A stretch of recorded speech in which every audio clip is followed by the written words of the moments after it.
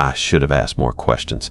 That's the thought that keeps circling back, slow and poisonous as rot, every time I replay that Tuesday afternoon in my head, the moment Isaac Freeman slid the job across the table like a deal he expected me not to refuse. I should have wondered why Sean Hunt walked away from 15 years at Knowbrook Cemetery as if the ground itself was burning under his boots. I should have pushed harder when Freeman's answers came clipped, neat, careful, like he was afraid one loose word might let something crawl out. But I didn't. I was doing math instead.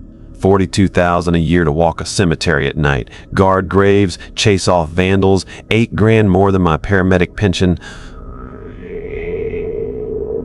After 23 years of racing toward sirens, kneeling beside crushed metal and crushed ribs, the idea of watching over people who couldn't die again sounded like the easiest money I'd ever make. Freeman's office sat in the basement of the administration building, concrete walls, sweating dampness, fluorescent lights humming like angry insects above us. Filing cabinets lined the far wall, dented and scarred with age. The air smelled like old paper and something else, something earthy, like freshly turned soil. Freeman looked like he belonged down there, thin as a shadow, wire-rimmed glasses slipping down his nose, every word leaving his mouth with the weight of a legal document. Sean left abruptly, he said when I asked. Tap, tap, pause. Tap, tap, pause. His fingers drummed the desk in a pattern too deliberate to be nervousness. Personal reasons. People don't abandon 15 years on a job for vague personal reasons. Not without a story, a sick wife, a death in the family, a broken back, something. But Freeman kept his mouth sealed tight, and I kept thinking about mortgage payments. The position requires someone reliable, he continued, someone who follows instructions without deviation. He said that word deviation like it tasted wrong. I told him about my years as a paramedic, how protocol had been stitched into me like bone. He nodded, eyes flicking, always, to the cabinet behind me, as if something inside needed watching. Then he placed the notebook on the desk. Old leather, soft with years of handling, bound by electrical tape. The thing looked less like instructions and more like evidence. 8 protocols, he said, for night hours only. When I opened it, the pages breathed out a smell like cold dirt. And the rules. God, I should have walked out right then. My shift started at 7:15 that evening, the sky still holding on to the last bruised scraps of daylight. Millbrook Cemetery stretched out before me in long rows of stone like a library made of people, every headstone a book no one wanted to read. The gravel crunched under my boots as I crossed the grounds toward the maintenance shed, the notebook tucked under my arm like it might start whispering if I held it too close. The shed sat at the far end of the property, a squat wooden building with a tin roof and a single floodlight that flickered like a dying pulse. Inside were the tools, the lockbox, a wall calendar stuck on a month from 2 years back, and the faint metallic smell of mildew. I hung my jacket on a hook and settled into the routine Freeman had outlined, as if routines could tame whatever this place was hiding. I read the rules again, slowly this time. Midnight, count the flowers on grave 247. Ignore the woman in white. Avoid the Jacobs Mausoleum after 2. Collect the personal items. Don't use the chapel bathroom. Don't investigate children laughing. Don't repair anything after dark. Carry the notebook everywhere. They sounded like superstitions stitched together with bureaucracy, the kind of thing old groundskeepers muttered while polishing headstones. And yet, as the sky turned the color of bone and the wind moved through the trees like someone whispering secrets, the rules started to feel less silly. By 8:10, full night had settled in. The air grew colder, the way it does when the world holds its breath. I began my rounds in Section A, flashlight sweeping across names etched into marble and granite. Some stones looked freshly polished. Others were so old the letters had softened, like they were sinking back into the earth. Around 9, I heard movement behind me, a soft scuff like someone dragging a shoe. I spun, heart kicking up, but there was nothing, just the wind rattling a loose bouquet in a vase. I told myself it was nerves. First night jitters! Cemeteries were supposed to be quiet, but silence has a way of sharpening every sound. At 10:30, I reached Section C, and even from a distance, the Jacobs family mausoleum gave off a feeling I didn't have a name for yet. Not cold, not yet, but something, hollow, like standing at the open mouth of a cave. My breath fogged slightly, even though the air hadn't dropped enough for that. I marked the time in the notebook and kept moving. Then, a little after 11, I found the first personal item, a child's shoe. Pink, mud-stained, placed neatly at the foot of a grave with no children buried beneath it. Something about that broke the quiet inside me. It wasn't the shoe. It was the way it sat there, pointed toward the tree line like a kid had stepped out of it mid-run. I picked it up with a gloved hand and headed for the shed. That was when I heard it, a woman's voice, faint, drifting between the stones. Not calling, not crying, humming, and the melody was wrong, like something being sung underwater. The humming drifted through the headstones like a thread pulled tight between them, faint but steady, as if whoever was making the sound didn't need breath. I froze halfway to the shed, the child's shoe dangling from my glove, the wind suddenly colder against my neck. For a moment, I told myself it could have been anything. Wind through cracked stone, distant traffic warped by the trees, but no, there was rhythm to it, shape. A lullaby stretched thin. I checked my watch. 11:42, too early for the woman in white. My flashlight beam cut across the rows of graves until it met the north path, the narrow strip of stone walkway that curved through the older part of the cemetery. That path had always looked different, even during daylight, the trees leaning closer to the ground, darker as if it didn't get the same sun the rest of Millbrook did. The humming grew clearer.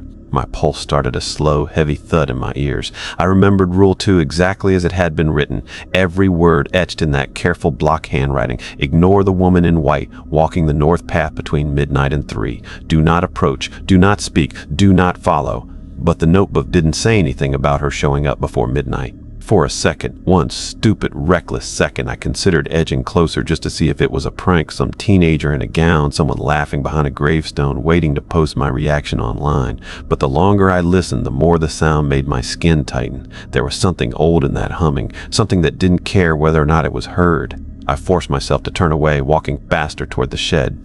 Gravel shifted under my feet, loud enough that I winced like I might draw her attention simply by being clumsy. The shoe felt heavier with each step, as if something didn't want it removed from where I found it. When I reached the shed, I shoved the door open and flicked on the light. The bulb buzzed overhead, spilling yellow over the tools and the metal lockbox. The humming was now barely audible, pressed against the outside like a hand on a window pane. I dropped the child's shoe into the lockbox and snapped it shut. Silence followed, a silence too complete. I lifted the notebook again, flipping to the rules, tracing each number with my thumb. These weren't guidelines. They were tradition. They were warnings, quiet ones, written by people who'd survived long enough to refine them. When I turned back toward the door, something caught my eye through the shed window. A figure. Far down the north path, dressed in white, standing perfectly still. Not walking, not humming, just waiting. My watch read 11:59. 1 minute early, and she was already watching me. For a long moment, I didn't breathe. I just stood there, one hand still resting on the lockbox, staring through the smeared shed window at the figure on the north path. She didn't move, didn't tilt her head, didn't sway with the breeze. She stood as rigid as a pillar of salt, the hem of her dress brushing the ground, her shape lit faintly by the moon struggling through thin clouds. My watch ticked toward midnight, slow, deliberate seconds. 11:59 and 30 seconds, 11:59 and 40, 11:59 and 50. At the exact moment the minute hand clicked over, a gust of wind swept across the cemetery, rattling branches, sending dried leaves spinning. And then she moved. Not gracefully, not slowly. She shifted like a shadow skipping a step. One instant she was 10 paces farther down the path, the next she was closer, her form sharper against the darkness. My breath snagged in my throat. She wasn't walking toward me, not exactly. More like the night was rearranging her position to keep her fixed inside my line of sight.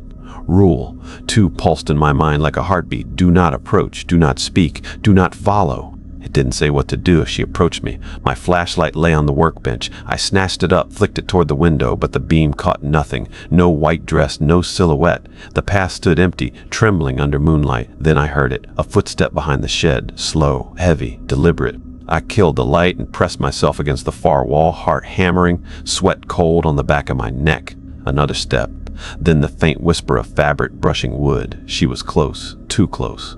A memory came back, unbidden. Freeman's eyes drifting toward that dented cabinet behind me during the interview, his fingers tapping that strange rhythm. Not nerves, patterns.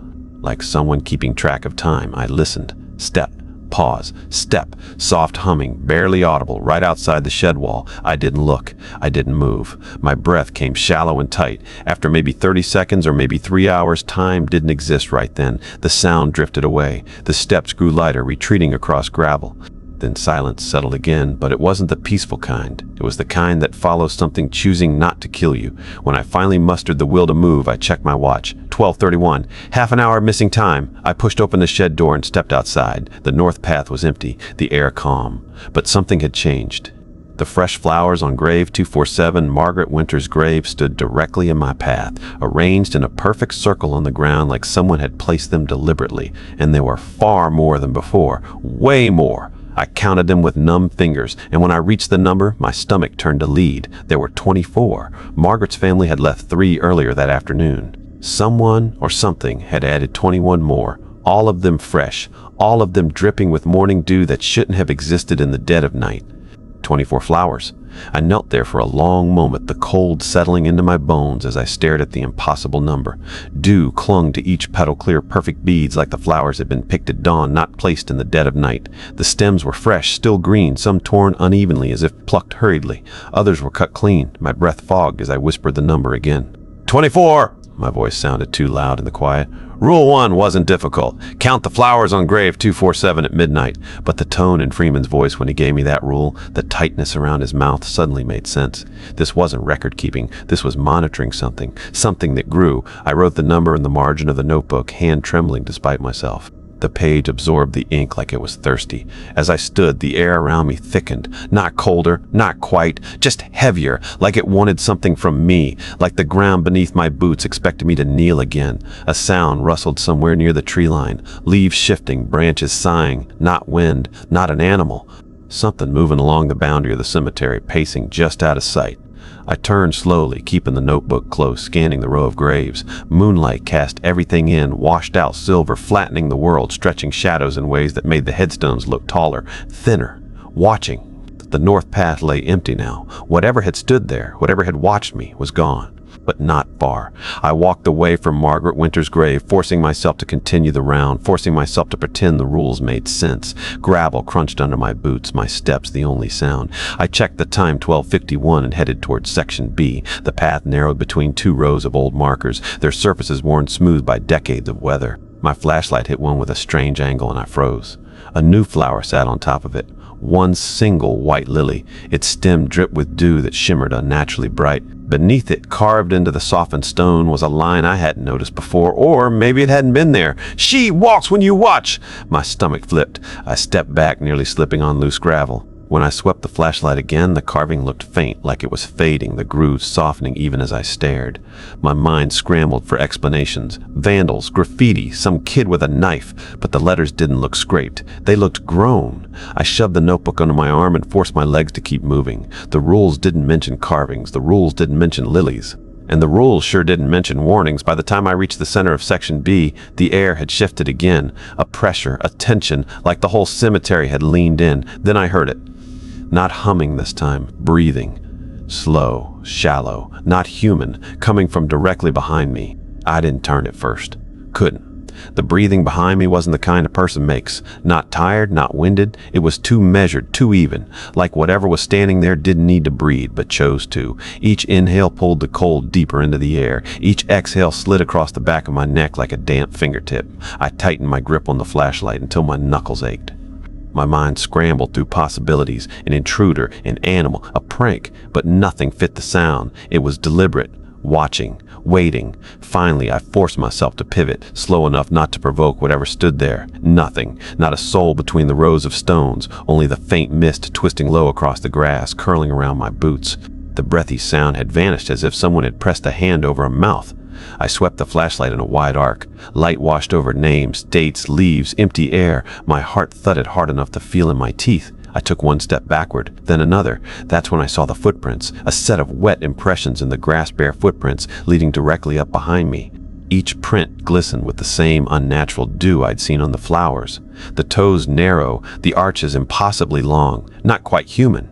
There were 9 prints, but none leading away. I stumbled back, nearly slipping. The flashlight trembled in my hand. The grass around the prints looked darker, like something had seeped into it, like the ground had been feeding. My watch read 1:19. I still had nearly an hour before the Jacob's Mausoleum rule kicked in. But Section C lay east of here, and I wanted distance between myself and the footprints, whatever had made them. I walked quickly, resisting the urge to run. Cemeteries aren't built for running. Too many uneven stones, too many shadows that look like open mouths. As I neared the central oak, the wind shifted. Leaves rustled overhead with a sound like whispering. Not words, just breathy fragments brushing against each other. The branches swayed, though the air felt still. Hanging from the lowest branch was something that hadn't been there earlier. A necklace, old, silver, tarnished, dangling like bait. The pendant was a tiny locket shaped like a heart, its surface scratched and dented. It swung gently, though nothing touched it. Rule 4 came back to me. Any personal items left on graves after sunset must be collected and secured. Do not examine them. But this wasn't on a grave. This was suspended above the pad, placed where I'd have to see it. I stood beneath it, the air colder, the night thicker. Something about the necklace tugged at me, an instinct deep in my gut, a feeling that this wasn't left by accident. I reached out carefully, trying not to look too closely. The moment my fingers closed around the locket, the oak branches snapped inward with a violent shudder, scattering leaves like dead insects. And from somewhere behind the tree, a child laughed, not distant, not echoing. Right there, down at ground level, close enough that I felt breath against my calf. The laughter wasn't the carefree giggle of a real kid. It was thin, papery, like someone trying to imitate a child and getting the rhythm wrong. The sound slid around my legs too close, brushing through the leaves at my feet. Every instinct I had from 23 years as a paramedic told me to bolt. But the cemetery rules whispered in the back of my mind, if you hear children laughing in Section D after midnight, continue your rounds without investigating. But I wasn't in Section D. I was under the central oak, nowhere near it, which meant the rules weren't just warnings. They were boundaries. Lines something on these grounds didn't cross. Until tonight. I tightened my grip on the locket, its metal cold enough to sting. The laughter continued, circling me, dipping in and out of the grass. I stepped away from the tree, slow and deliberate, trying not to provoke whatever was mimicking joy below me. "Enough," I whispered, though I didn't know who I was speaking to. The laughter cut off instantly. Silence dropped so sharply it felt like a physical blow. My ears rang in the stillness. I backed away until my shoulders brushed a headstone. The smooth stone felt grounding, solid, real, something the living world had made. I forced my breathing steady and looked down. The grass at my feet pressed flat. A small shape darted between two graves, quick, too quick, and the moonlight caught the outline just long enough for me to catch details small. Stooped. Hands too long, head too round, not a child, not anything close. A cold pulse traveled up my spine. I turned toward Section C, needing distance from the oak, needing open space. The wind picked up again, carrying faint whispers through the branches. None of them sounded human. By 1:37, I reached the edge of Section C. The temperature dropped sharply, cold enough that my breath plumed thick and white. Jacob's mausoleum rose ahead like a block of shadow carved out of winter itself. Rule 3. Avoid the mausoleum between 2 and 3 when outdoor temperatures drop below freezing. It was only 1:37, but frost already laced the ground. My fingertips prickled painfully. The notebook felt heavier, as if warning me without words. I started to retreat until I saw something glinting near the mausoleum door. Metal. Silver. Another necklace. No, not another. The same necklace. The locket I had taken from the oak, except I was still holding the one I'd grabbed. My hand tightened. The locket in my palm was solid, cold, real. The one by the mausoleum door lay perfectly still on the frozen grass, identical in every scratch and dent. Two of the same. Impossible. Something moved inside the mausoleum. A soft shift, like someone stepping forward in the dark. Then a voice spoke quiet, whispering through the keyhole low enough that I might have imagined it. "You're late!" And the door began to open. The door moved with a slow, ancient-grown stone grinding against stone, as though it hadn't been opened in decades. Frost spiraled across its surface, veins of ice spreading outward like something on the other side was exhaling winter. My boots rooted to the ground. I couldn't move, couldn't breathe, couldn't blink. The voice had been too close, too knowing. "You're late." My watch read 1:43. Still 17 minutes before the hour the rule warned about. Still 17 minutes before this place was supposed to become dangerous. But the cold said otherwise. I stepped back, instinctively lifting the locket in my hand like a shield. The metal stung my palm, colder now than it had been under the oak. My breath came out in harsh white clouds. The night grew so silent I could hear the ice forming on the grass. Inside the mausoleum, something shifted again, soft, dragging, like cloth brushing stone. Then another sound, a faint sniff, a breath drawn in through teeth. Someone, or something, was smelling the air. I forced myself to speak, though my voice felt like it belonged to someone else. "Who's there?" Only that slow inhale, as though tasting my words. The second locket, the identical one lying on the frost-covered ground, clicked open by itself. A tiny metallic snap that echoed far louder than it should have. I lifted my flashlight, beam trembling as it landed on the open heart. Inside was a photograph, a little girl, black hair, wide smile, missing front tooth, eyes bright and alive. But the photo was wrong, barely faded as if it had been printed last week, and the date written in blue ink on the back, visible through the thin paper, made my stomach drop.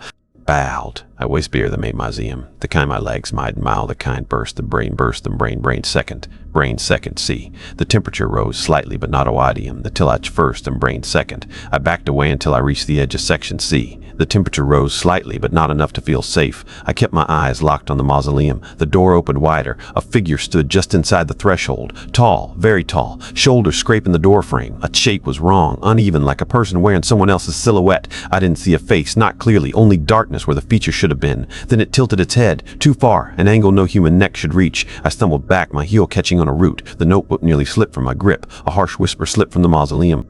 I didn't slow down until I reached the far end of section B, lungs burning, cold air slicing my throat with every breath.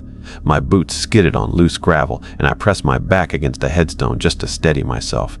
The cemetery was silent again, too silent, like everything was waiting to see what I'd do next. The locket in my fist throbbed with cold. Not just temperature.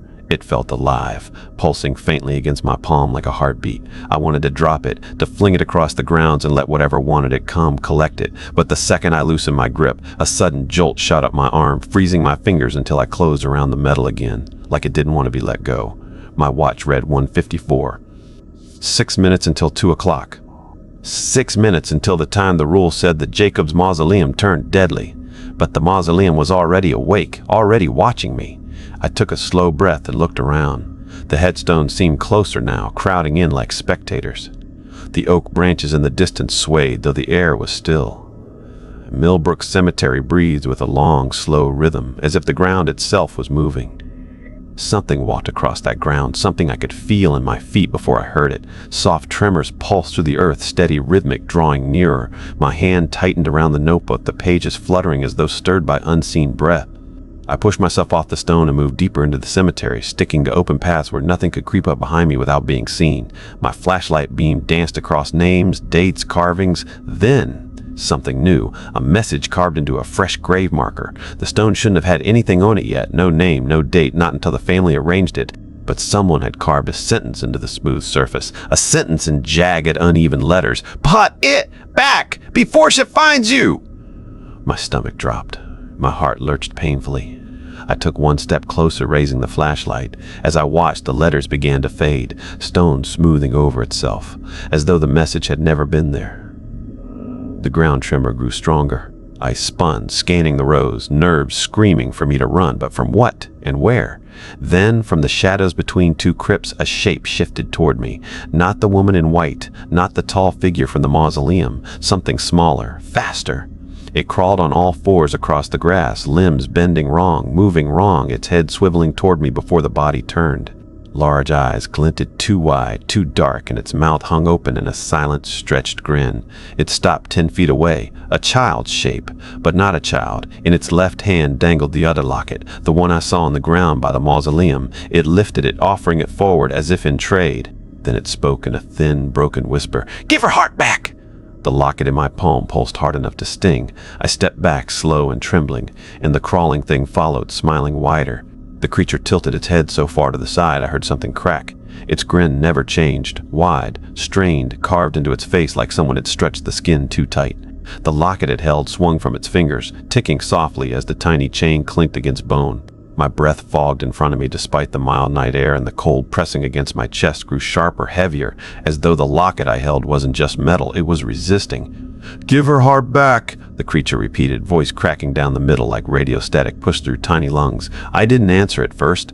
My back found the edge of another gravestone, and I kept my eyes locked on the thing, afraid if I blinked it would lunge. Every inch of it moved wrong. Its elbows pointed backward, its knees bent sideways. The way it shifted its weight made the earth tremble beneath it, as if even the ground didn't want to support it. What are you?" I managed. Something like delight rippled across its face. "We are what she lost," it whispered. Then it held the other locket closer to its chest as though protecting it. The wind died entirely. The cemetery froze again, holding its breath. Even the trees stilled. I swallowed hard, glancing at the locket in my hand. The metal throbbed with an urgent, cold pulse, almost like fear. Maybe not mine, maybe hers. "Who is she?" I asked quietly. Its body jerked in 3 directions at once, spine bending like wet rope. It scuttled closer. Not running, not crawling, but sliding across the ground in unnatural bursts, closing half the distance in a blink. My heart hammered. I nearly dropped the notebook. "Who is she?" I repeated louder. The creature lifted one shaking arm and pointed toward the far end of the cemetery, toward the oldest section, where the trees swallowed the headstones and the lanterns didn't reach. "Her grave," it whispered. "Her rolls, her heart, put it back!" Before I could respond, something changed in its face. Its smile collapsed, twisting into a look of terror. It sniffed the air, fast, panicked. Then its eyes shot toward the mausoleum. "She's coming!" My blood went cold. The creature shoved the second locket toward me, nearly thrusting it into my hand. Take it now!" Footsteps echoed across the cemetery. Slow, heavy, deliberate. The creature scrambled backward, faster than any living thing should move, vanishing between the stones as though melting into darkness. I turned toward the approaching sound, and from the shadows beyond the mausoleum's gate, a tall, thin figure stepped into the lantern light, white dress trailing across the ground, hair floating in a wind I couldn't feel. Her hollow eyes lifted, and she saw me. The moment her eyes found mine, the air shifted. It wasn't cold anymore. It was sharp, like knives pressed into my lungs. The tall figure moved slowly, deliberately, her white dress whispering across frost-flecked grass. Moonlight clung to her like she exhaled it, pale and impossible, illuminating her face just enough to see that there was no face at all. Only hollow sockets that seemed to suck in the light, pulling it into darkness. I froze, unable to look away. My hand trembled around the locket, the real locket, the one that had throbbed against my palm all night. It pulsed faster now, as if warning me, as if it knew what was coming. She tilted her head, almost curious, and the shadows around her began to stretch. Every tree, every headstone leaned subtly toward her, bending the world as if the ground itself obeyed her. The wind carried whispers, thin and urgent, voices of children laughing and crying at the same time. They weren't far, they were inside her, feeding her presence. I forced my legs to move backward, step by step, keeping the locket pressed to my chest. My flashlight lay forgotten at my feet, its beam cutting weakly through the darkness. The notebook slipped from my other hand, pages scattering across the frost. I didn't dare pick it up. "Return it," she breathed, her voice like wind through dry bones. "Return it, or you stay." I didn't know what it meant at first. I thought of the lockets, the flowers, the carved message. But then my gaze fell on the mausoleum, the source of everything tonight, and a dreadful thought settled in my stomach like ice. Her arms extended slowly, impossibly long. Fingers brushed the air toward me, and I realized the locket pulsing in my hand wasn't just a keepsake. It was a tether, a piece of her that had been stolen long ago and left scattered across the world, and now she had found me. I turned and ran, stumbling over stones, branches scratching my face and hands. Behind me, the ground trembled with her steps, silent but felt through the soles of my boots. I reached the edge of Section D, where Rule 6 warned about children laughing after midnight. But there were no children, only the echo of their voices screaming in harmony with her advance. She didn't chase me. She didn't need to. The world itself shifted in her presence. The headstones leaned in, the trees bent low, the shadows lengthened and reached, and still she floated behind, white dress barely touching the ground, her hollow eyes locked on the locket. One thought pulsed in my mind louder than fear. I couldn't give her the locket. If I did, if I returned it, I would never leave Millbrook alive. But if I didn't, she whispered again, low and commanding, return it or remain. And in that instant, I understood there was no running, only choice. And the choice she demanded would decide whether I left the cemetery at all. I stopped running at the edge of the oldest section, where crumbling stones leaned together like the bones of long-forgotten graves. My lungs burned. My hands were raw from the cold metal of the locket. Behind me, the tall figure in white floated silently, unhurried, her hollow eyes locked on mine. She didn't need to chase me. She didn't need to move. The ground, the trees, the shadows, they obeyed her. I thought of the notebook, of Freeman's careful rules, of the locket in the child's hands, the flowers rearranged in impossible patterns, the whisper carved in stone, all the warnings, all the signs. They hadn't prepared me. They had known what would happen, and I had ignored it. I pressed the locket to my chest. The pulse throbbed violently. It burned through my gloves, through my veins, straight into my chest. I understood suddenly that this was hers, her heart, her tether, her essence stolen across decades. She wanted it back, all of it, and if I refused, I would become part of Millbrook, a new marker among the old, a fresh body for the grounds. Return it, she whispered again, voice like wind scraping bone, or remain. I swallowed hard, every instinct screaming at me to run, to throw the locket into the air and break it, to do anything to survive. But the moment I opened my hand to toss it, frost spiraled from the ground, wrapping my wrist in ice. My legs froze where they stood. The locket leapt from my fingers on its own, hovering in the air before me. It spun slowly, silver catching moonlight, and landed perfectly at her feet. Her hollow eyes softened for the briefest instant. She knelt down and picked it up, closing her long, pale fingers around it. The pulse in the locket slowed. The cemetery exhaled, the wind returning, shadows retreating, leaves settling. The oppressive weight lifted slightly, as if the world could breathe again. Then she vanished. Not running, not floating, simply gone. And I was left alone in the quiet night, chest heaving, hands shaking, the frost on the ground melting into mud beneath my boots.